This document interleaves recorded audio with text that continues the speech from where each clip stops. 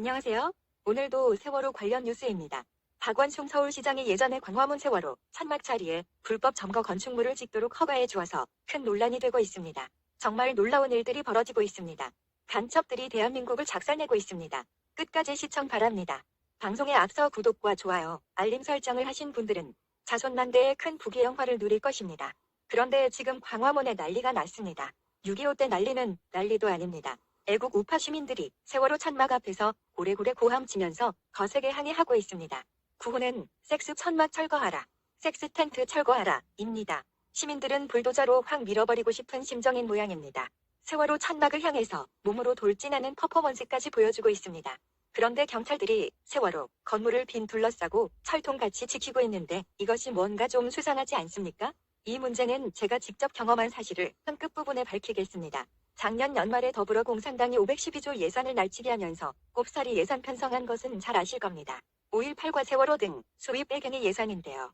박원순 서울시장이 더불어공산당으로부터 이 예산을 지원받아서 광화문 세월호 천막을 걷어낸 자리에다가 국민 혈세 2억 원을 들여서 아예 목재와 유리가 들어간 불법 건축물을 지었습니다. 이름하여 기억의 빛이라는 세월호 희생자의 추모 공간이라는데 건물의 외부는 천막을 리모델링한 모습이고 내부에는 예전에 서울도서관에 있던 것을 옮겨왔는데 영락없이 세월호 마크와 희생된 아이들의 사진을 걸어놨네요. 희생자들의 영정을 옮기는 이윤식 영상을 벽면에 설치된 대형 TV에 놓기도 했습니다. 한쪽 벽면에는 세월호 3사 희생자 304명의 이름이 하나씩 쓰여있는 추모의 벽도 만들었습니다. 다른 쪽 벽면에는 2014년 4월 16일 참사 당일 침몰하는 세월호와 진도 앞바다를 그린 풍경화가 세워져 있습니다. 이거 도대체 뭐 하자는 겁니까? 세월호에 아까운 아이들이 희생된 것은 안타깝지만 저 아이들이 나라를 구했습니까? 내가 너와 함께 태평양 전쟁에 참여했나요? 세월호는 제주도 수학여행 즉 놀러가다가 일어난 해난사고 아닙니까? 북해군과 서해교전을 하다가 죽은 것도 아니고 이라크에 파병용사로 나갔다가 죽은 것도 아니지 않습니까? 그런데 왜 저 아이들을 저토록 영웅시합니까? 이윤식 영상이란 것이 대체 뭡니까? 이윤식은 한국식, 미국식으로는 이렇게 합니다. 전사자가 생기면 군인들이 옆에 도열하고 관을 옮기는 것이죠. 세월호 아이들이 군대 가서 죽었습니까? 태극기로 덮어서 국립묘지에 묻어야 합니까? 5.18 묘역에 묻고 민주화운동 유공자 만들면 어떨까요? 세월호 특조위 예산이 160억 원인데 미국의 9.11 테러 조사단 수준이 엄청난 금액입니다. 그 돈으로 특조위원들은 흥청망청 해외여행이나 다니고 여태 조사 결과는 발표된 것이 단 한 건도 없습니다. 2020년 편성된 세월호 예산 수십억은 희한한 곳에 쓰이고 있습니다. 현수막과 노란 리본을 뿌리고 세월호 마크의 구축물을 짓고 세월호 선동을 위한 불법 건축물을 곳곳에 세우고 있는데 부정선거로 당선된 땔갱이 지자체장들이 앞장서고 있죠. 서울은 물론이고 중원, 울산, 안산 등 전국적으로 노란 리본 행사가 쫙 달렸습니다. 이것이 전부 국가 예산으로 지원됩니다. 시체팔이는 젖발들의 종특이 아닙니까? 한마디로 전국민 땔갱이 만들기 간첩 공작입니다. 이 모든 것을 세월호 4.16 연대라는 곳에서 앞잡이 노릇을 하고 있습니다.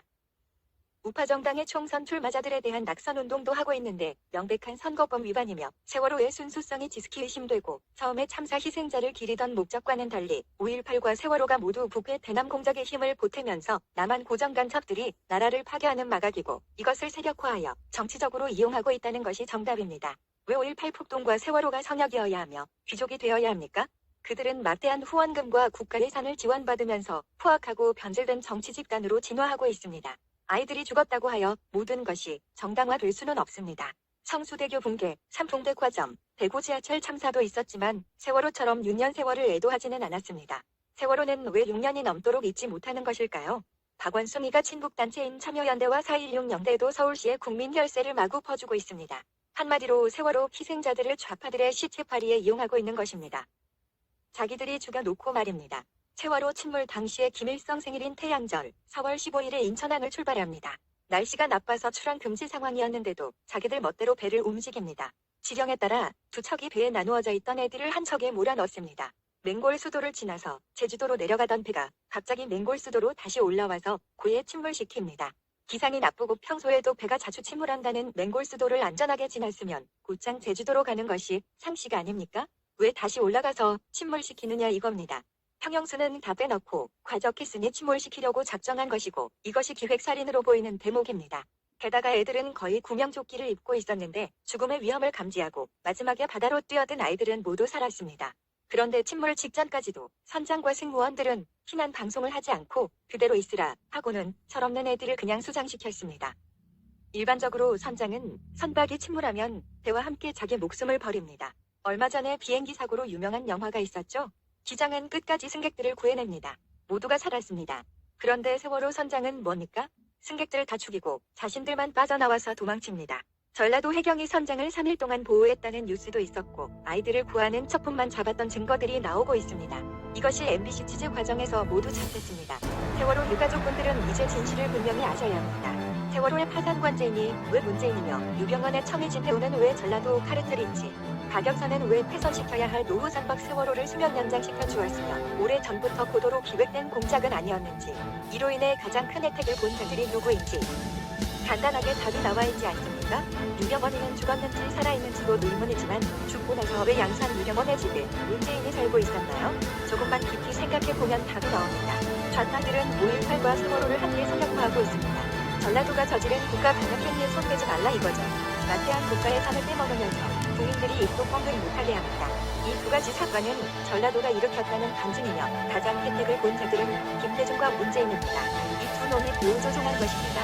5.18 가산점과 세월호 유공자 혜택으로 대한민국이 무너지고 있습니다. 세월호 천막을 지키는 경찰의 전라도 억양에 대한 여러분의 생각은 어떠십니까? 여러분의 생각을 댓글로 남겨주시면 소중히 참고하겠습니다. 저희 방송의 연방 대통령 10단계 시나리오를 꼭 시청해보시기 바랍니다. 나라 망하기 직전입니다.